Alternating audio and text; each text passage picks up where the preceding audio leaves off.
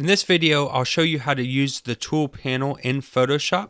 We've already taken a quick look at it, but we'll just go a little more in detail here. So on the left-hand side, we have the tools panel or the tools bar with all the different tools that we can use. And if you go ahead and you select or hover over any of these, you're going to see a cool little video play out of how that tool works, along with its name, its shortcut key, and what it does. You can also click on the Learn How button, and it'll take you to Photoshop's website and give you more detailed information on how that tool works.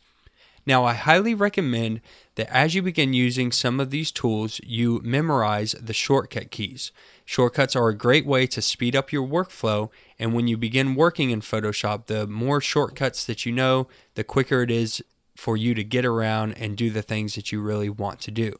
So whenever you start using it, any common tools that you find yourself repeating, like say maybe the brush tool or the lasso tool, go ahead and start learning those shortcut keys immediately so that you can speed up that workflow and make it easier on yourself. Now, whenever we select any of the tools, you're going to see the options bar at the top change here. So as I select these, if you watch that top options bar, you will see that it has different settings for the different tools that we pick. So when I have the brush selected, we have things such as the brush type, the mode, the opacity, the flow, and so forth. When I select a gradient, we have different gradient options. And when we select the type tool, we have different type options. So you'll want to keep an eye on whatever the options are at the top, because as you begin to create whatever tool you're using, these options will reflect whatever happens. So if I went ahead and typed right here, it would be in this Myriad Pro at 12 points, and it would be left justified and black. So I might want to change those before I drop that type tool down, even though it can be changed later on also.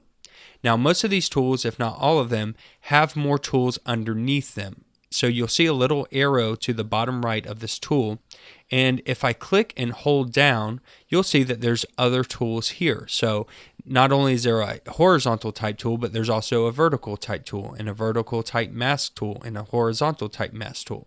If I click on the gradients, we have the gradient tool, but we also have a paint bucket tool and a 3D material drop tool.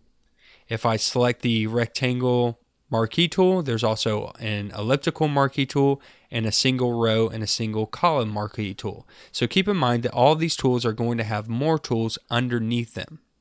Now at the bottom is an option to edit the toolbar. So if you hold this down and you click on edit toolbar, you'll actually have the option to move these around, change how the toolbar looks, and save presets and so forth, just like you would do with your panels. Below that is some color swatches. This is a pretty common thing that you'll need, a foreground and background color, and we'll get into why you would need either one of those a little bit later on in the color section.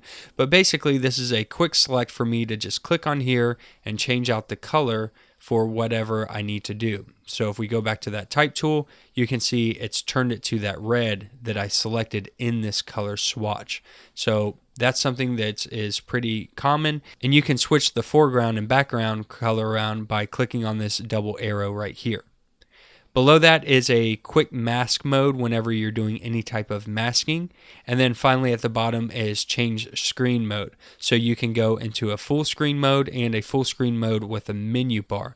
Right now I'm just using the standard screen mode, but I have it maximized so we can see all of Photoshop in one screen. Don't forget that this toolbar can also be moved around by left clicking and dragging. If you don't like the placement of it, you can move it around the screen also.